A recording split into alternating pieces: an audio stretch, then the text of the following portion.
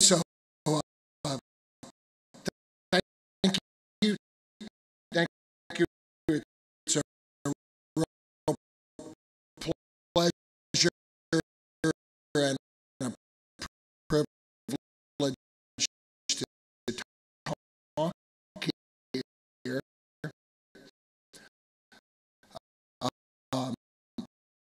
I work a lot in satellite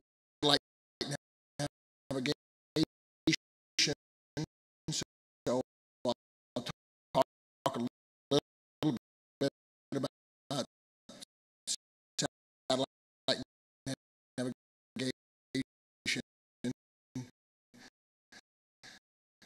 and then also talk about backups and other things. One of the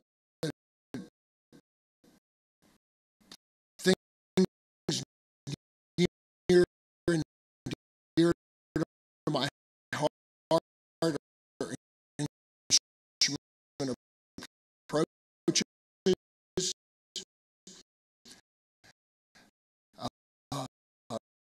I actually live on an airport in the U.S.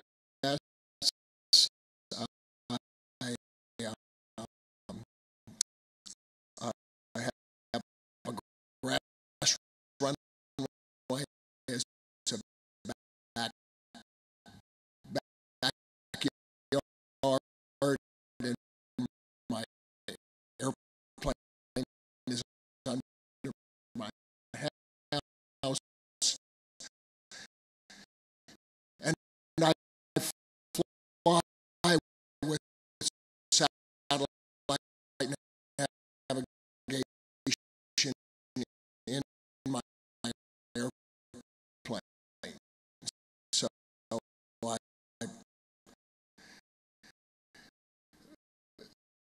I have a lot of interest in looking at different types of instrument approaches. That's the first thing we'll talk about, and then we'll also talk about some of the weaknesses of satellite navigation, such as when it doesn't work, and how particularly the U.S. is planning to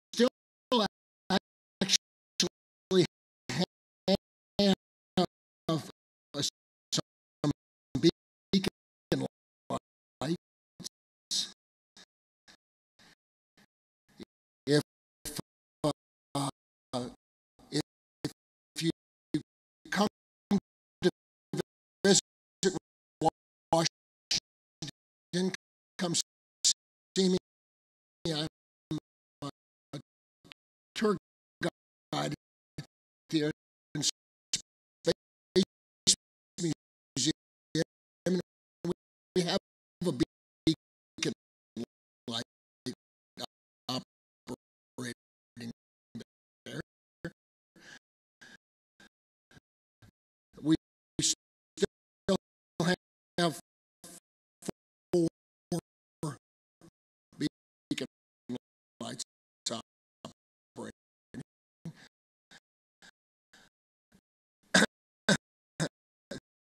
The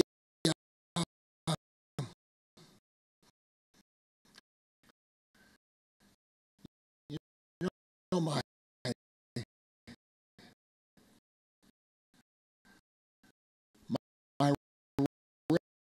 red peppermint things did not come out here, but we have gotten rid of our radio ranges.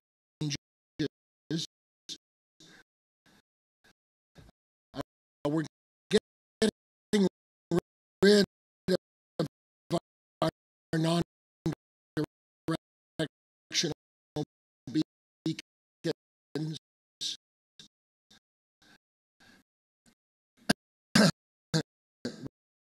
We're still keeping the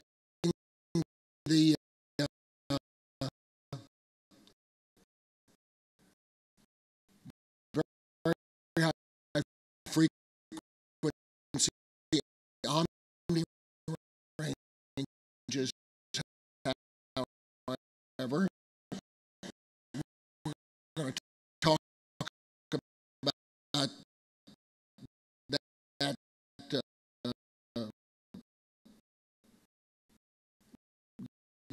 that piece of navigation equipment. The instrument landing system remains central in the U.S. Started in the early mid-1940s.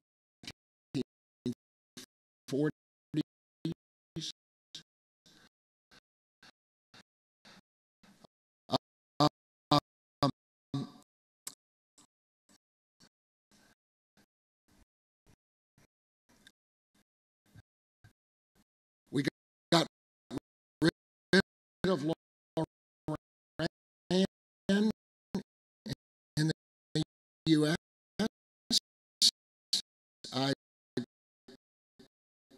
suppose I could find some allies in criticizing our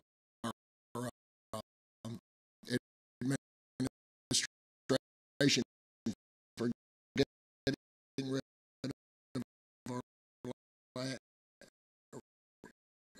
Loran, but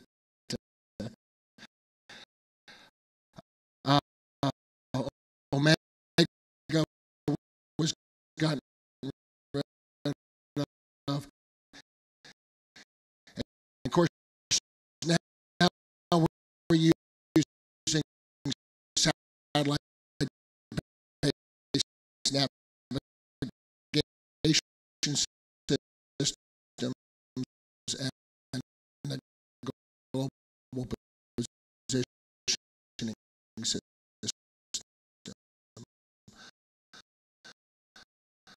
The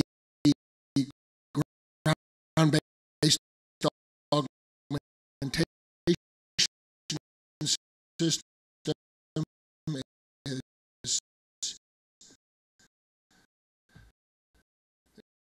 now coming. I think Germany had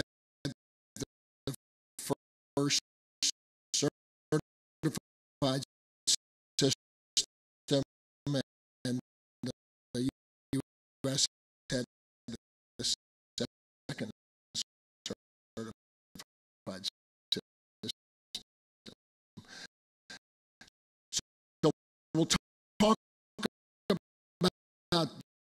these different principally ILS,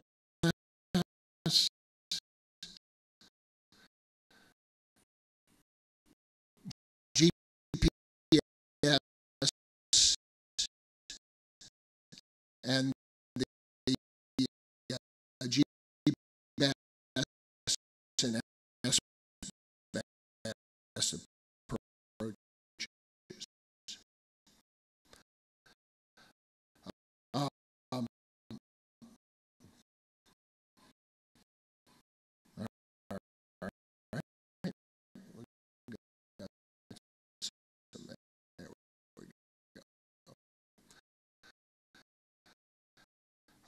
Um,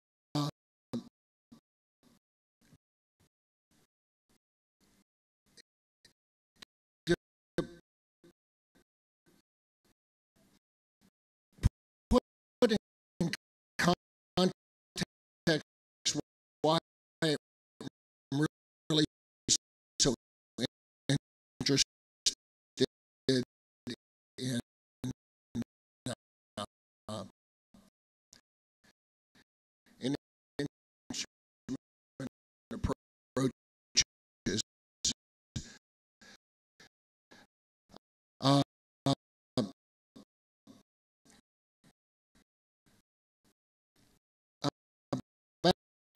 about 15 years ago, we did a study, and it was a complementary study done by Flight Safety Foundation and also the Civil Aviation Safety Team in the U.S.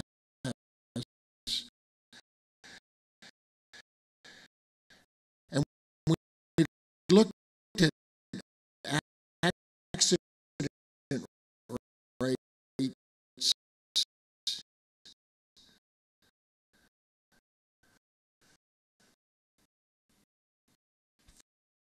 for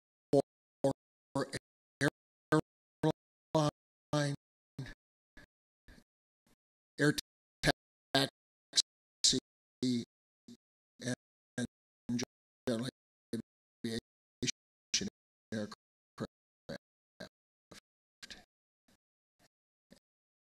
And um, we went to a number of sources, the U.S. National Transportation Safety Board and others.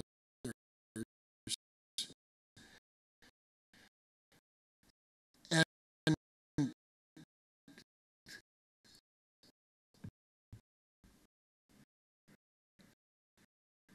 the results were pretty startling. Uh, we found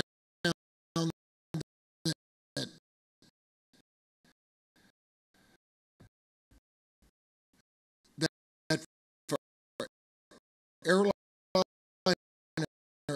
aircraft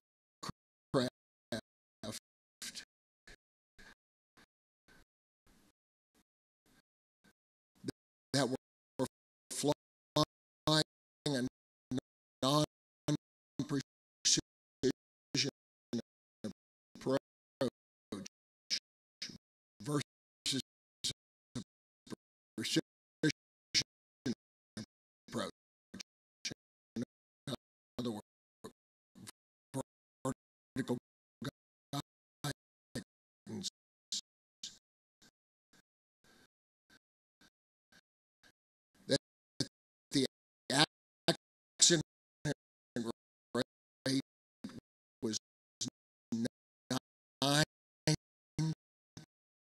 for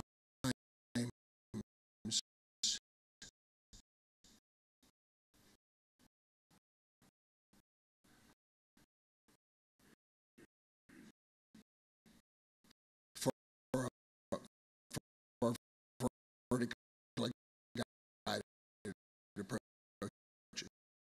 So non-precision approaches were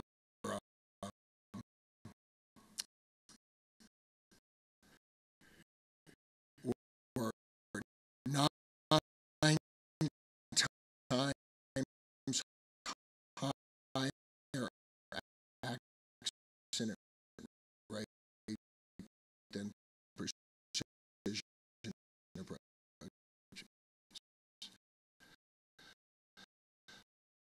For air taxis, it wasn't quite as bad. It was only twice as high.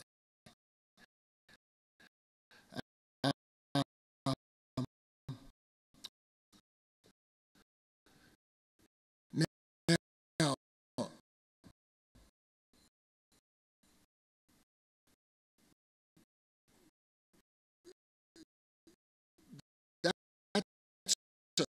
that's just a mandate to have vertically guided approaches, and that's one of the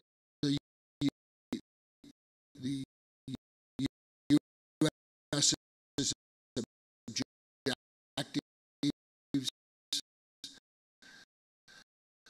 with their SBS.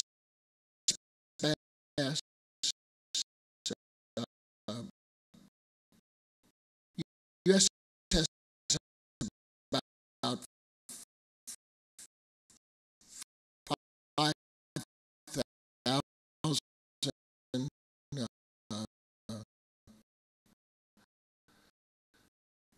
public airports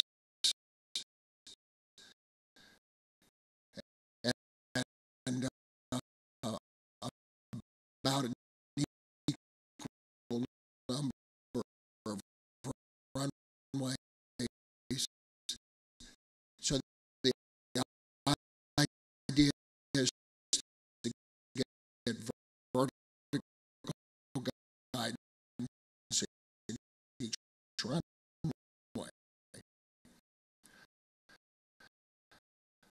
But we've done vertical guidance in a number of different ways.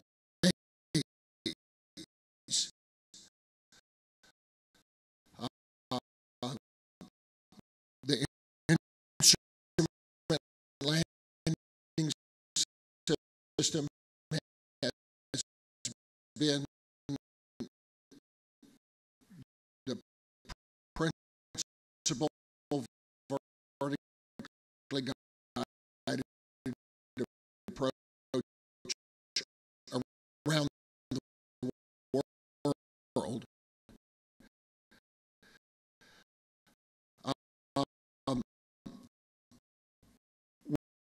We're now moving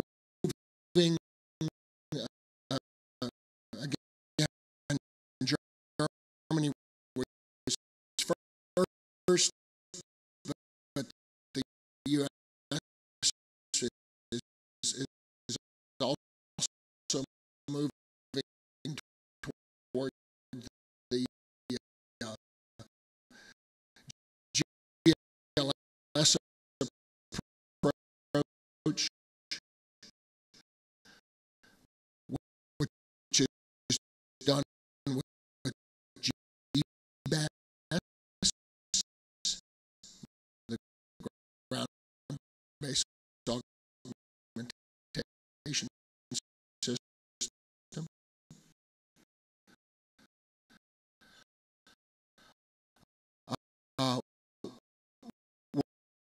moving very heavily to the localizer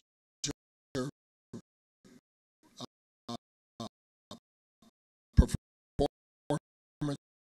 with vertical guidance, the LPV approach, also for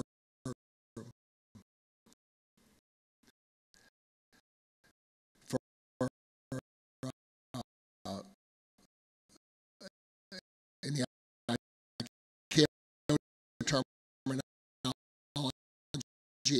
APVS, the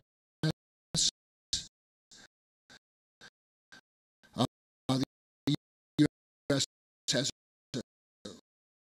over 3,000 of those published now.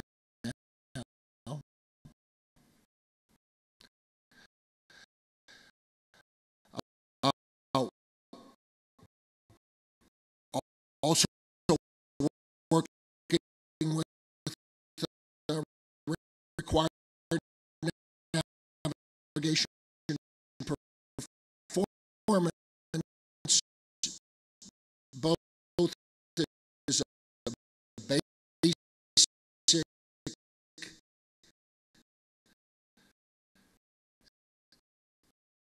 LNAV, VNAV kind of approach, and also with required navigation performance and authorization required. So what I'd like to do is talk about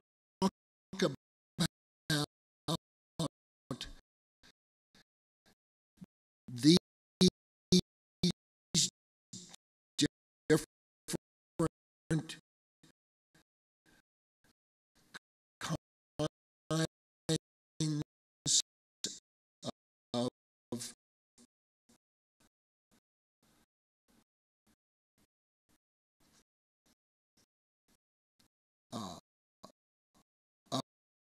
of approaches and how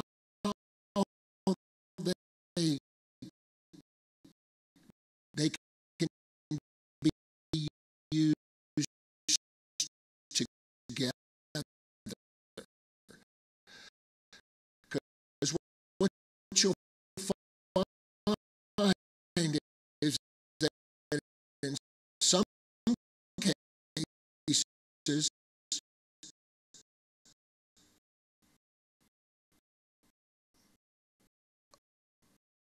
all of them work fairly well, but in most cases, some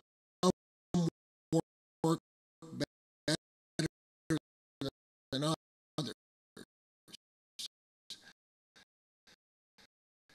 And so when you're looking at different types of instrument approaches, you want to look at a different mix, possibly for different airports and sometimes for different runways at the same airport.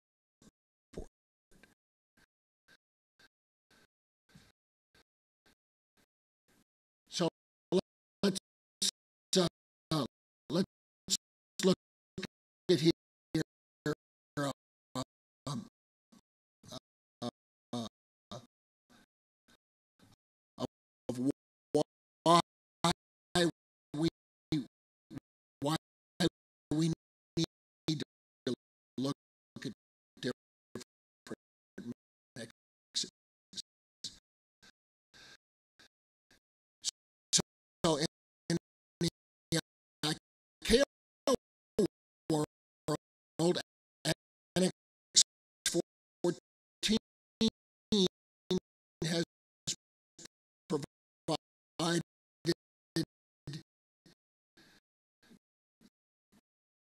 imaginary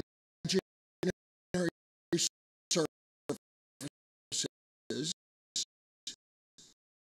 around the airport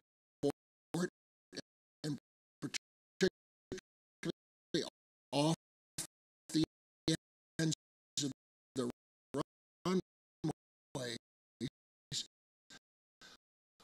where we have protected our airports from building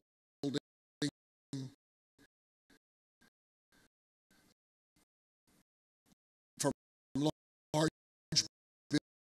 buildings, obstacles,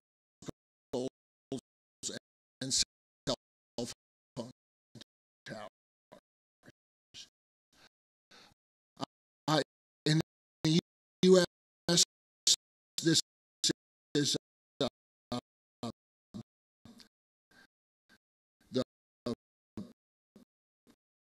code of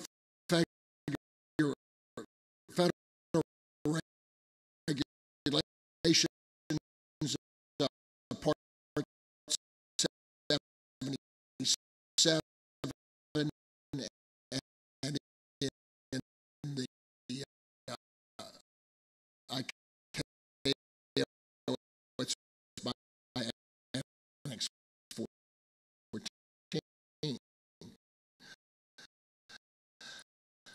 But what we see is that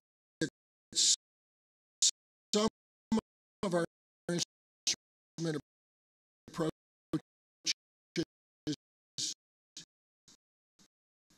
help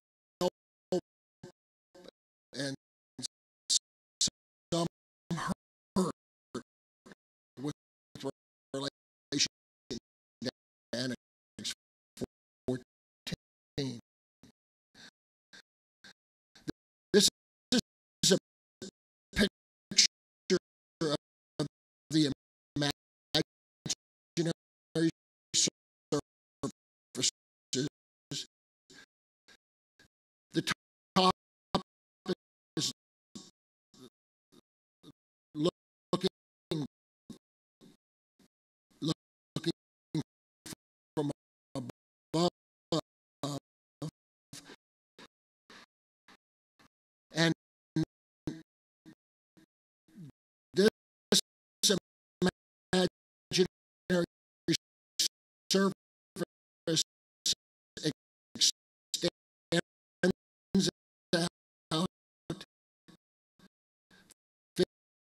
extends out 50,000 feet in the U.S. world. It's about 1,000 feet wide,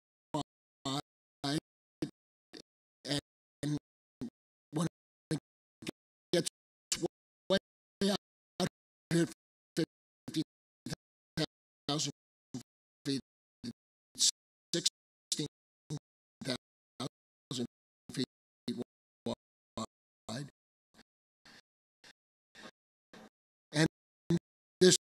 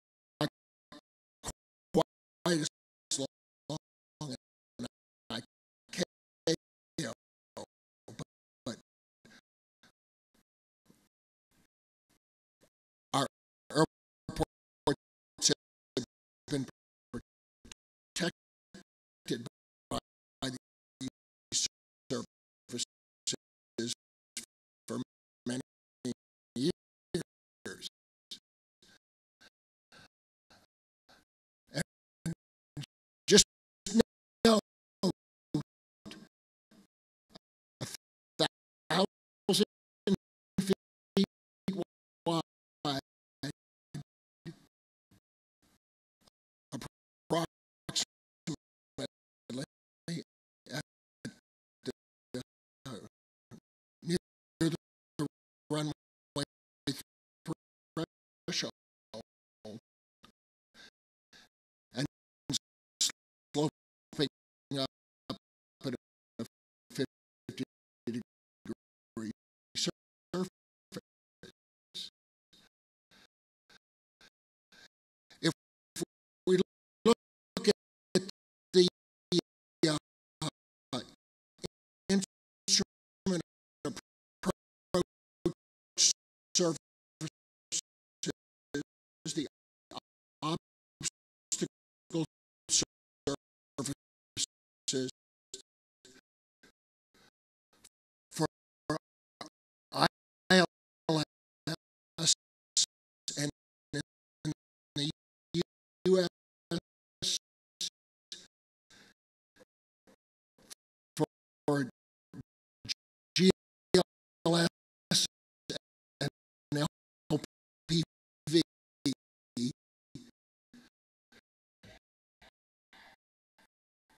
they're very similar to the ICAO surfaces. I'm sorry to be U.S. oriented here, but I had better pictures here.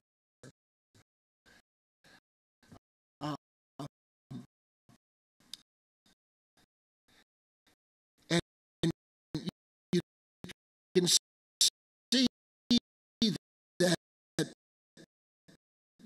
these obstacle surfaces, this is what it looks like at the end of the runway.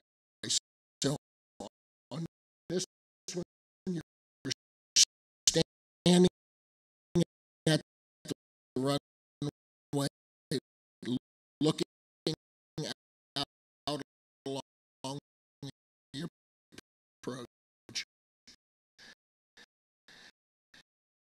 and you can see that the flat surface here is only about 800 feet wide.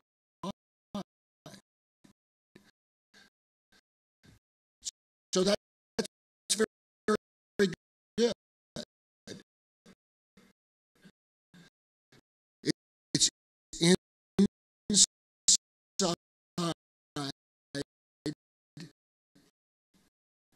the Annex 14, or the Part 77 protected area. Well, that's not a coincidence. I mean, we've had ILS since the 1940s. We've had our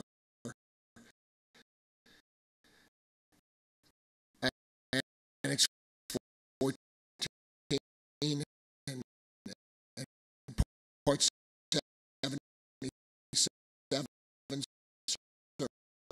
services for a similar amount of time. So those services were designed to protect this kind of approach.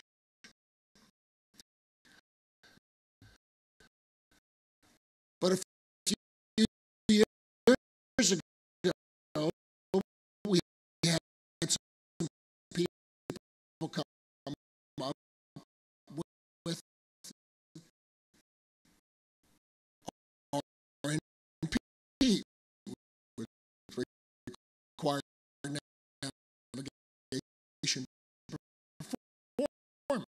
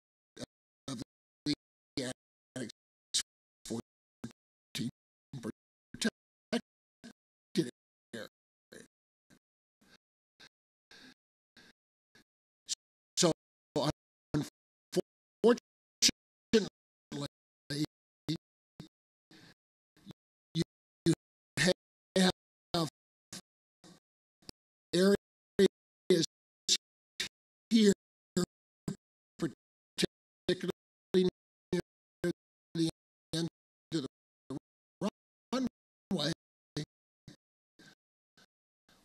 where the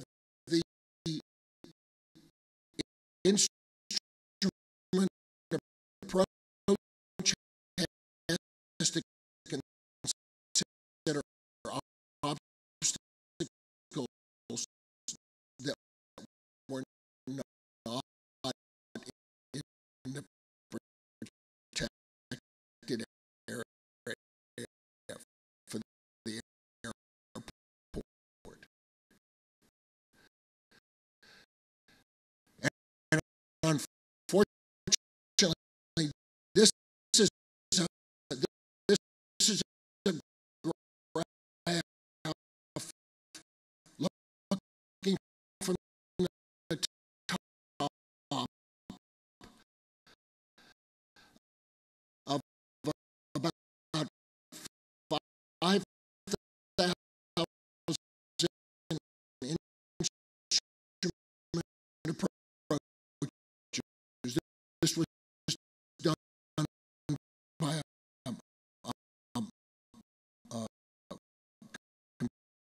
computer model we have at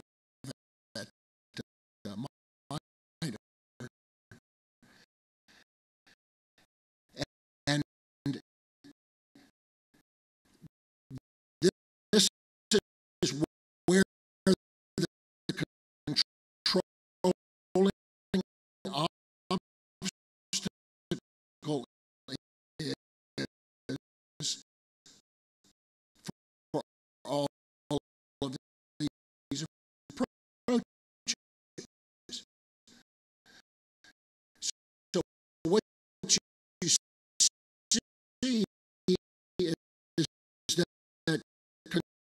controlling obstacles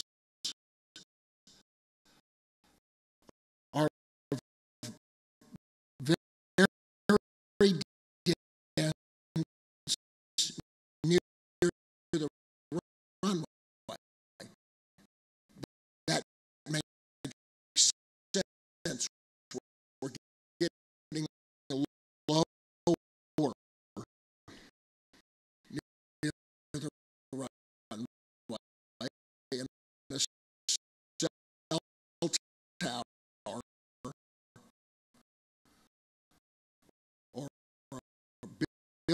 building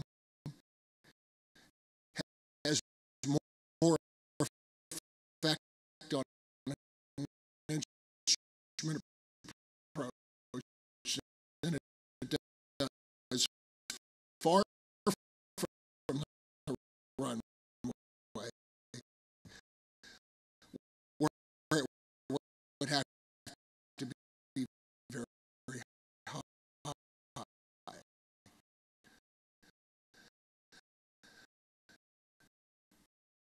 So this is our difficulty here, is that many of our instrument approaches cause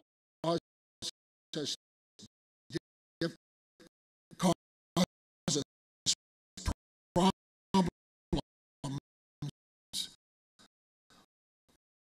with the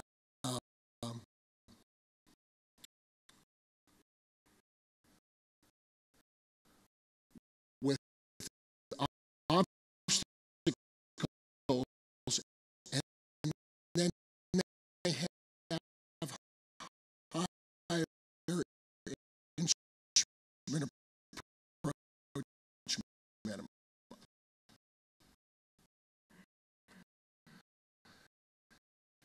So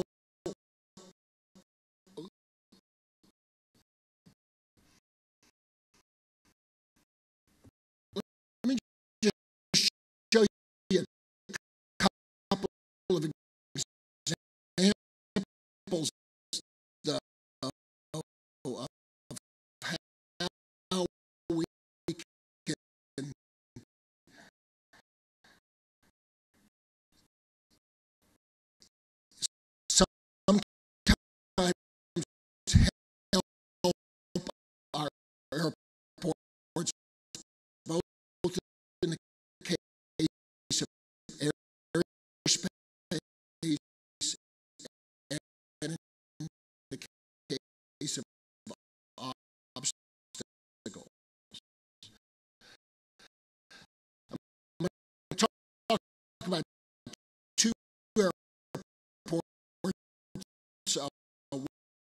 in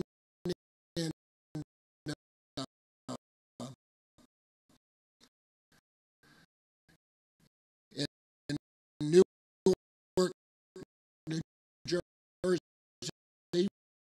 which is actually where I took off from here to come to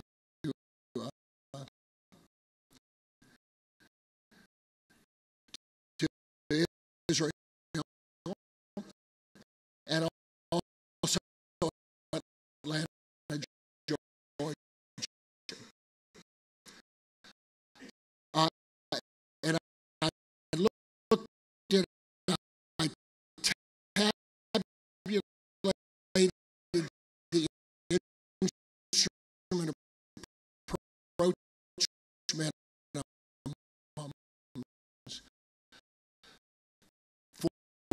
for ILS, GLS, LPV, LNAV, which is our NP approach, and the RNP.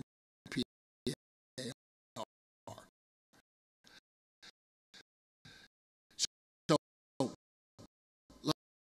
let me just talk a little bit about these airports.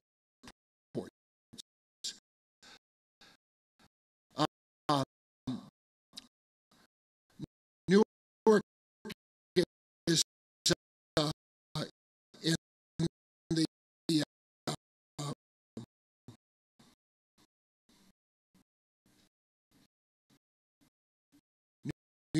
York area, and we, we, we always think in the U.S. that we're very proud of how we screwed up in New York, and with the airspace, we think we've done a tremendous job of it since we have Kennedy and LaGuardia and Teterboro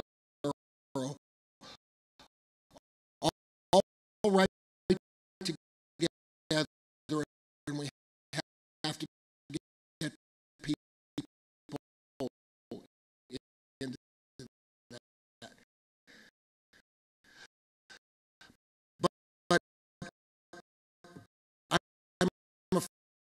afraid after coming to Israel that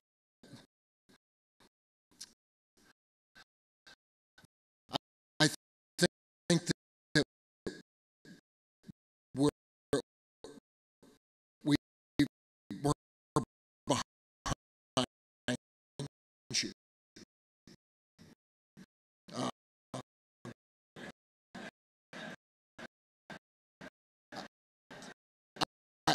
I think that you've messed it up more than we have.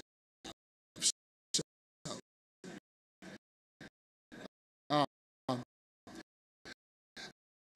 and, and so there, there's just a lot of very difficult airspace situations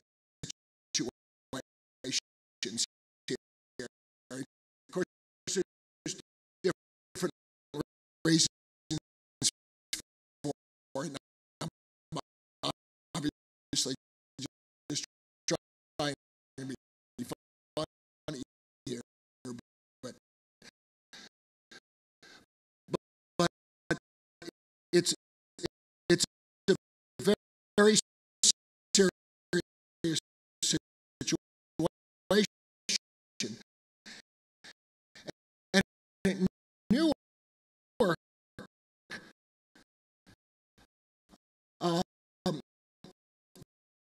for example, Newark has two runways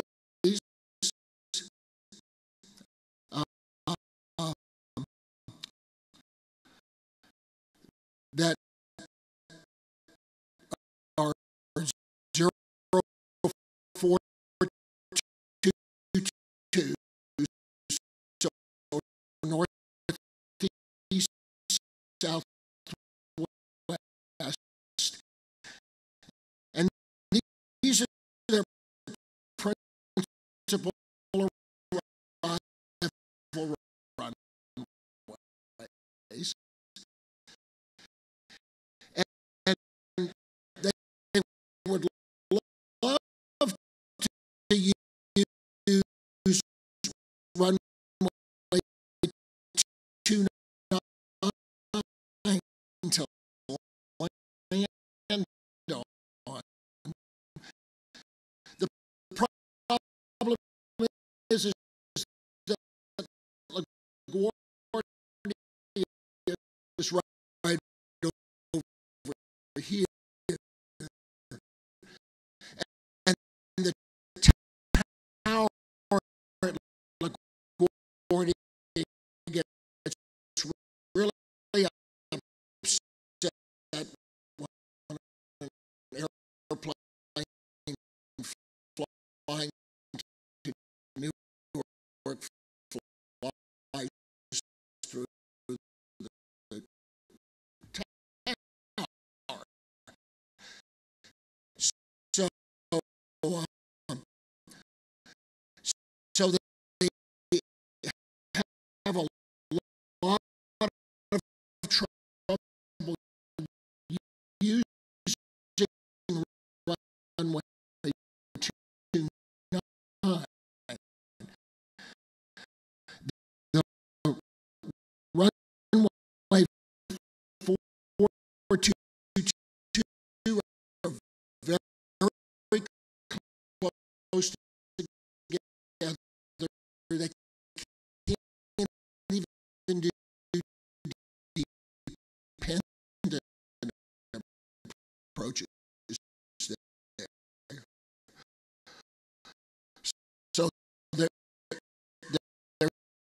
kind of stuck with the segregated operation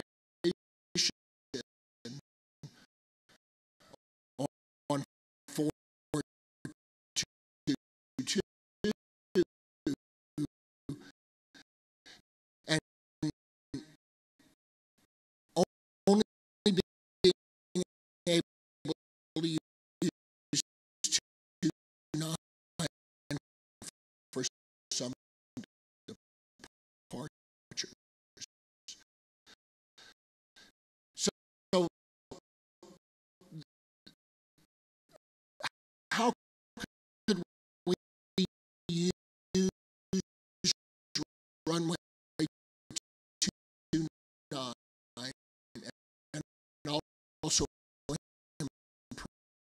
improve the overall situation?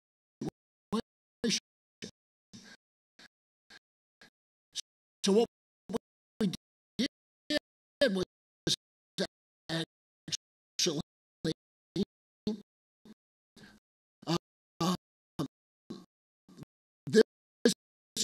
these are GLS approaches, and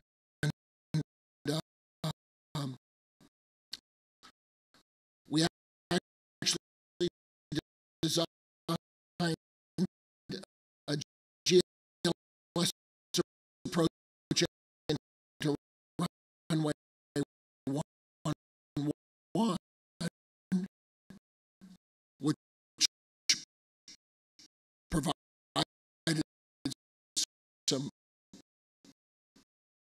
little bit of relief. And we also have GLS and ILS approaches to 422.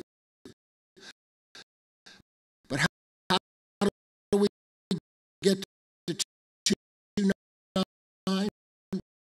Well, we designed an RP approach, and we can actually fly down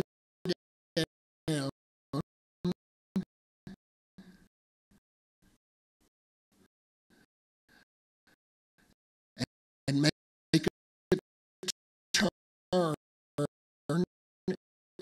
and the turn is one of the RF turns, the radius to fixed turns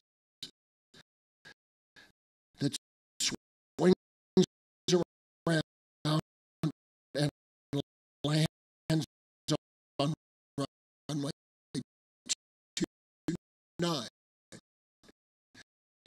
And interestingly enough, I flew into New York when I was coming here to get my flight to Bangor, and that's exactly the approach we did, and it cuts out just right near the Hudson River and lands. So R&P provides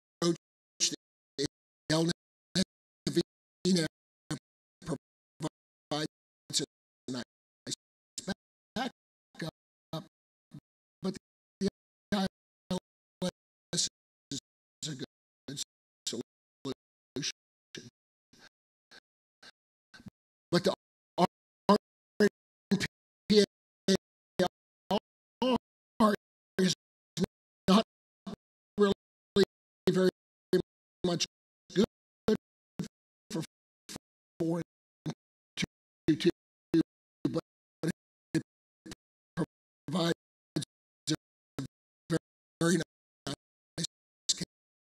capability on 2.9. So there's a place where if we mix our kinds of approaches, we can do some good. Atlanta is another example. Bernard talked about it. Busiest airport in the world for operations. 5 runways, 3 landing runways, triple independent approaches, and we have ILSs on all of those runways.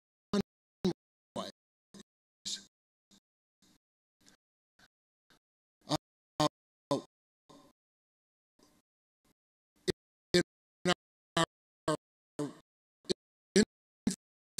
infinite wisdom, we put our NPAR on all of those runways. And so what you find is you've got ILSs that are all category 1, category 2, and category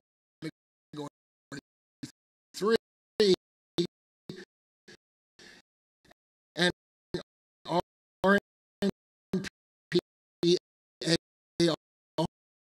NPAR that are all very high minimums, and they all overlay each other.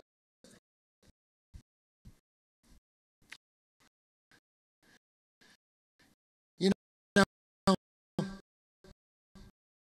that's really not very useful. And so what happens is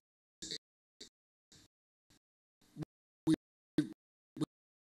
fly a million operations a year at Atlanta, and we probably fly 3 RNPARs every year.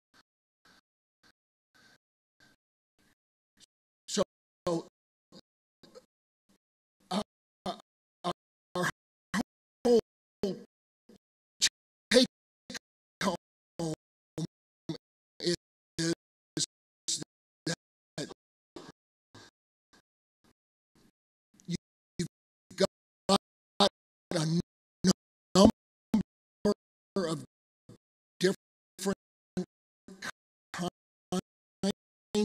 of instrument approaches. Some performance based, some ILS,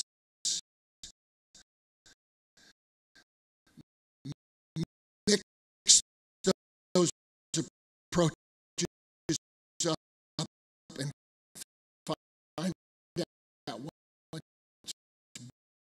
best for your airport and particularly your runway at that airport. Another thought is that when the ILS goes out of service, it's very nice to have something like an RNP approach. It may not have great weather, but it has that vertical guidance, and that improves your safety.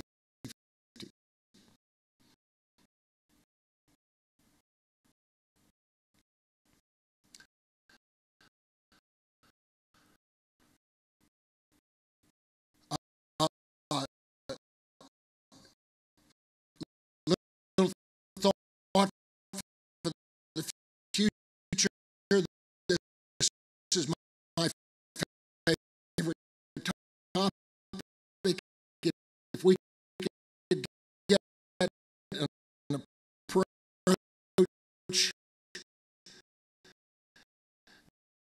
that was like an ILS with this narrow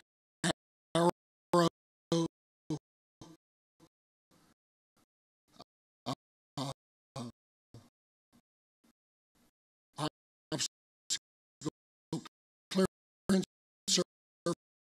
surfaces,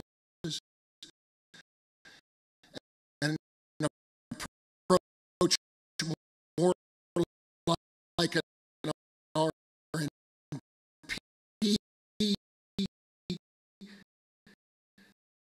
that married into that ILS. We kind of have the best of both worlds of instrument approaches, but we haven't quite gotten to this technically.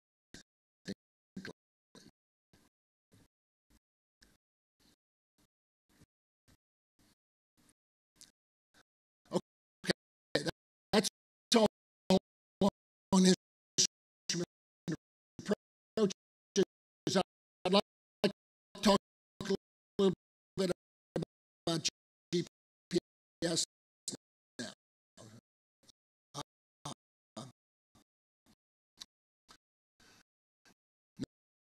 Another area, again, I have a GPS in my airplane. I have a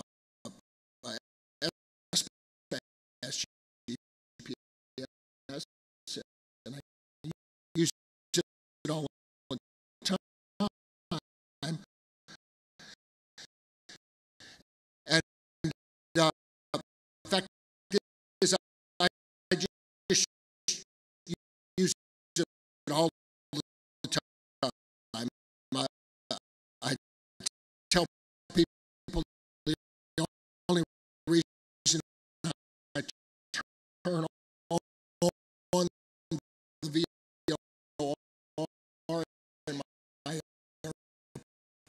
it happens to be on the same switch. Otherwise, I don't think I'd bother to turn it on. Um,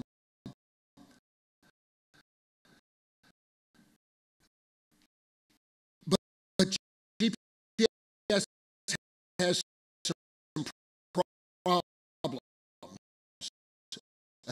It's pretty easy to jam.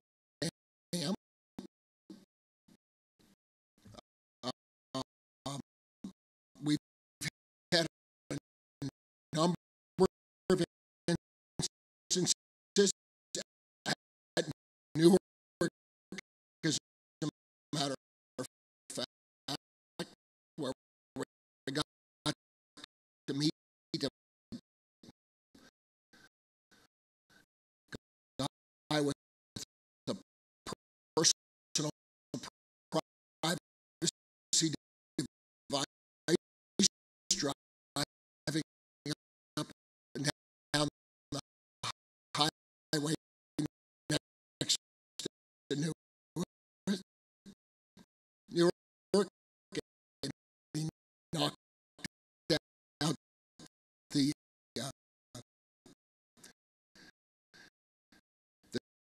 GPS system.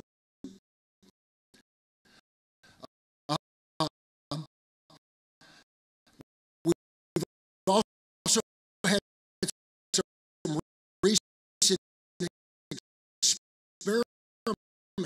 experimenting that have shown an ability to spoof GPS.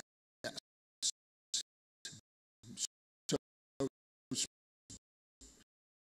spoof's kind of a weird English word, but the idea is that you could manipulate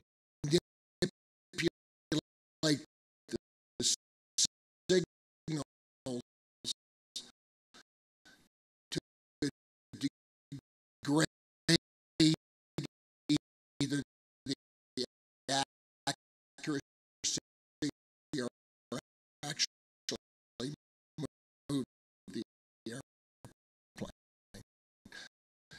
That has not,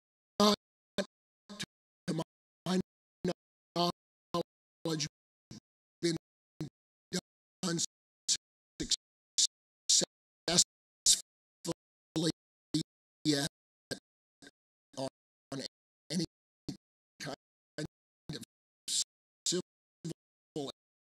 airplane, but it has been done in some tests. So we have to look at this stuff. So what are we going to do about interference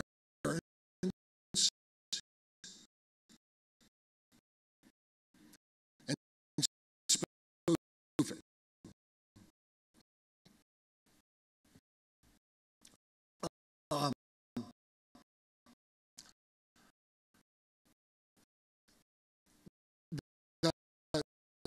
The concern and the way the U.S. is addressing it is a short-term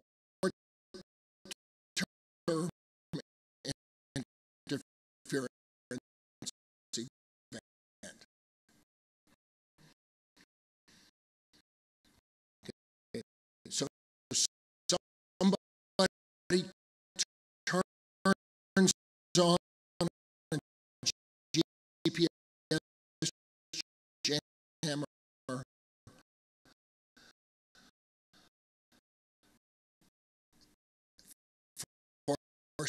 some amount of time that jammer could have a radius of 50 or 100 miles, or maybe less.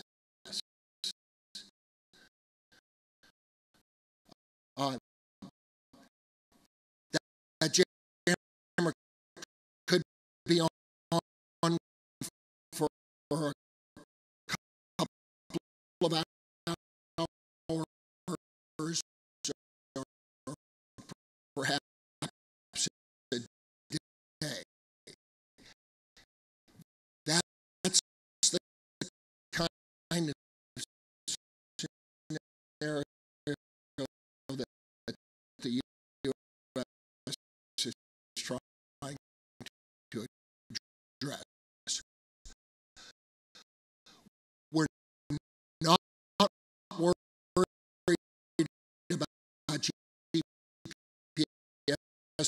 going out for long periods of time. If GPS goes out for 6 months, we're going to have to worry about the lights in this room.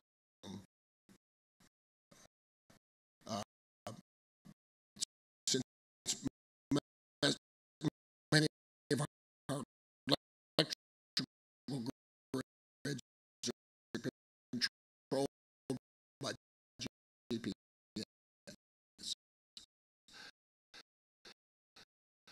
But the short-term outage in a localized area,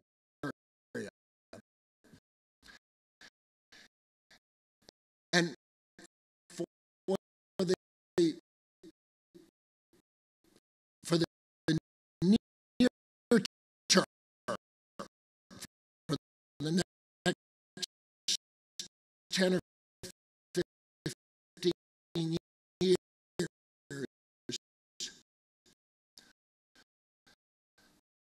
we're talking about using aircraft,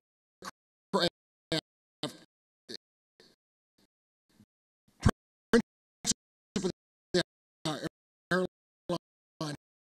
aircraft that have DME, distance measuring equipment,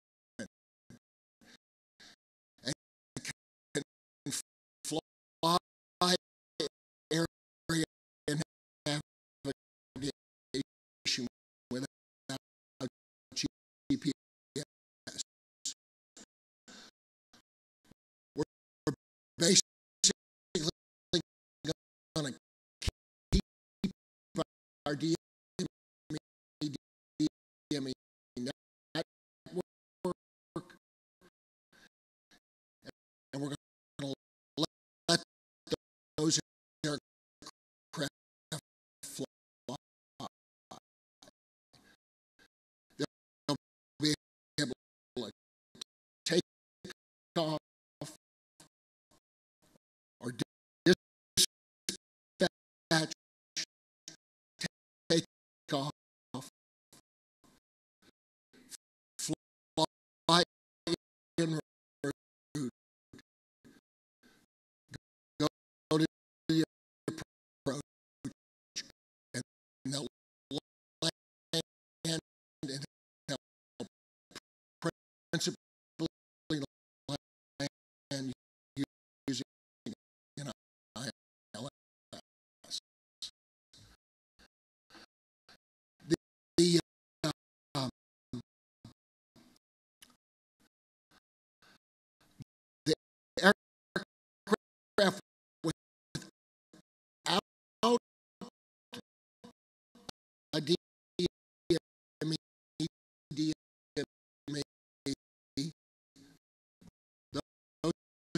aircraft are principally equipped with a VLR backup, and those aircraft will be able to safely land, but may not be able to take off again until the GPS outage is gone.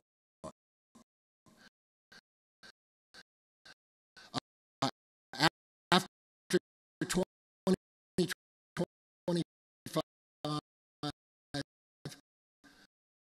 we'll actually use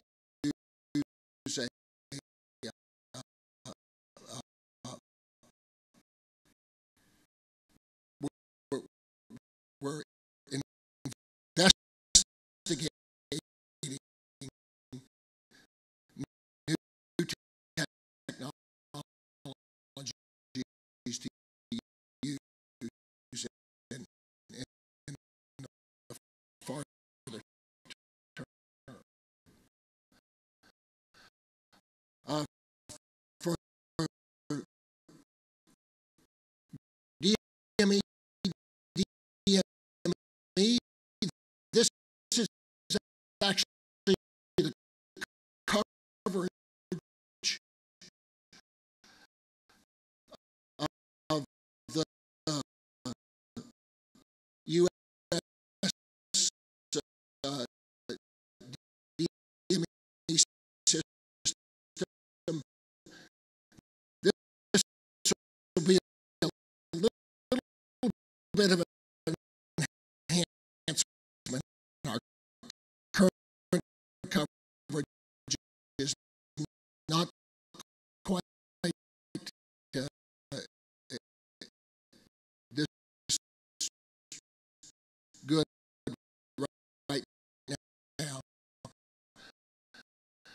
but at 24,000 feet, you can see we have virtually full coverage over the U.S.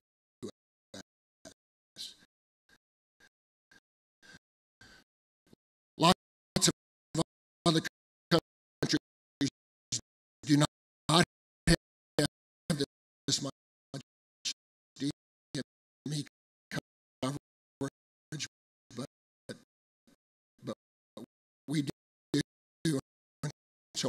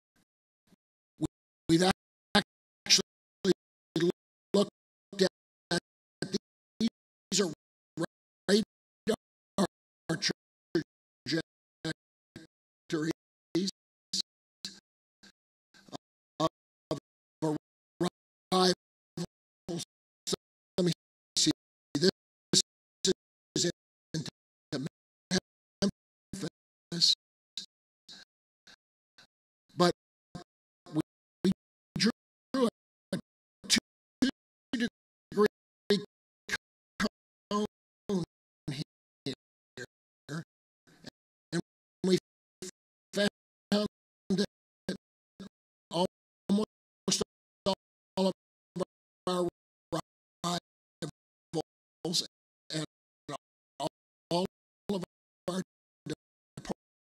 departures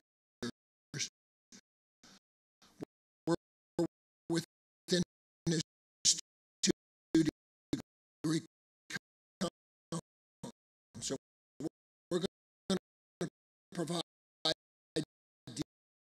DME coverage at our large airport in a cone.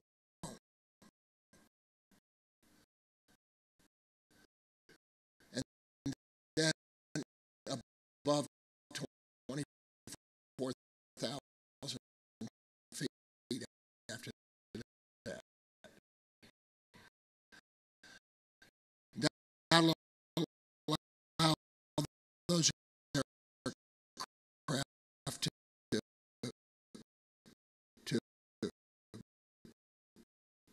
proceed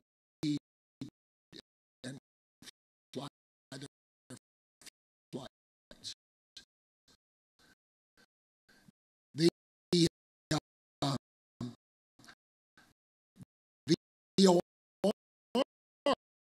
VORs and VOR aircraft, we actually are going to keep ILSs, and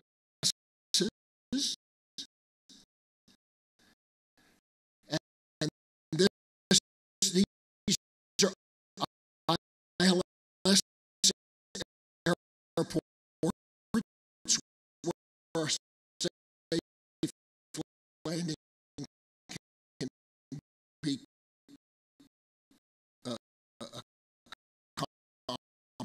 accomplished.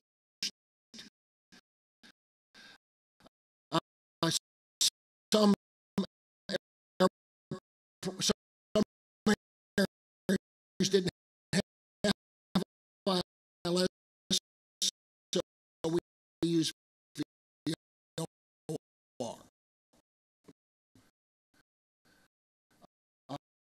And we're going to keep enough VORs so that this is at 5,000 feet above the ground. Aircraft can go ahead and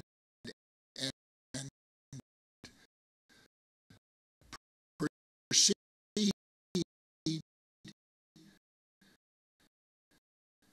and safely land.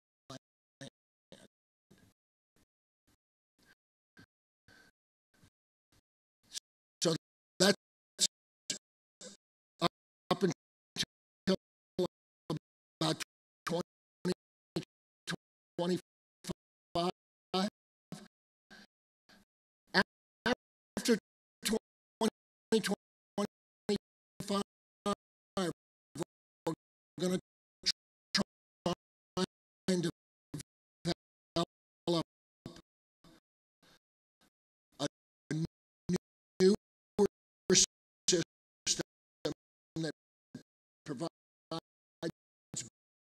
better accuracy and integrity. And looking at R&P point 1.0 and route point 3 where necessary,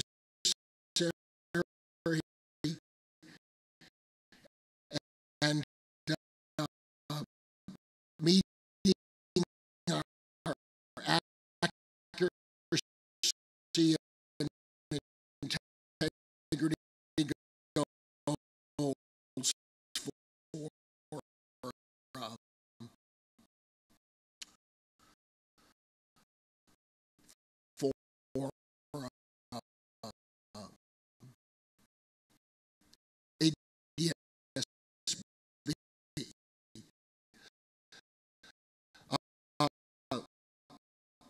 two principal options: an improved DME system, which actually is looking pretty good, and the other is a hybrid ranging system. For DME,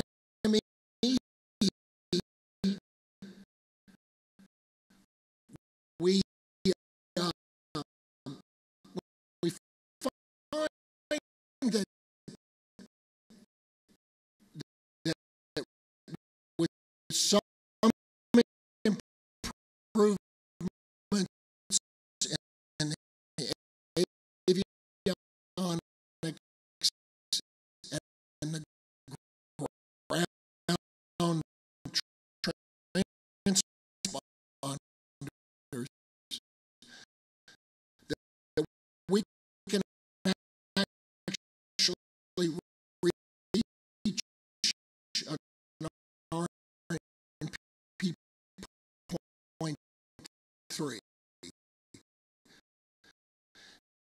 And when we do that, we think that might be adequate.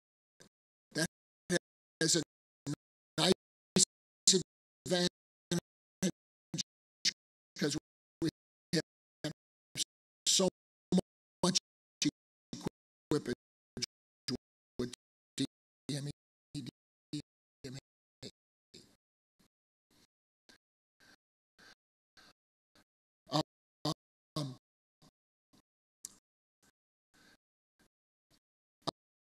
Another idea is a ranging system using our ADS-B stations, and this is very much research right now, but it be both either a passive or an active ranging. One of the problems here is it will require new avionics. So who knows what's going to happen there, but that's the research end of it.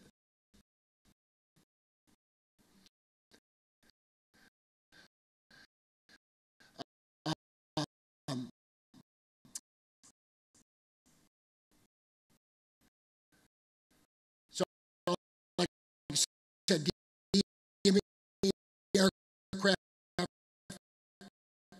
for now will continue as a backup using DME, landing with the ILS, VOR aircraft will use VOR, and ILS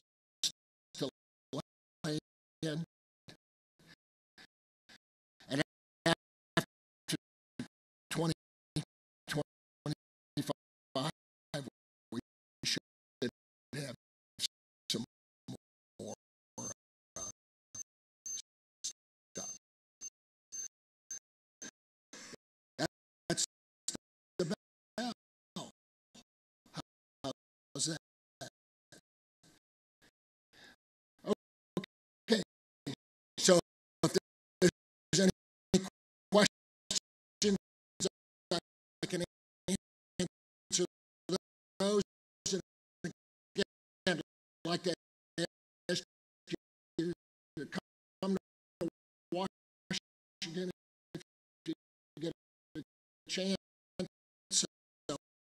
We'll walk around the Air and Space Museum. We have a few things there that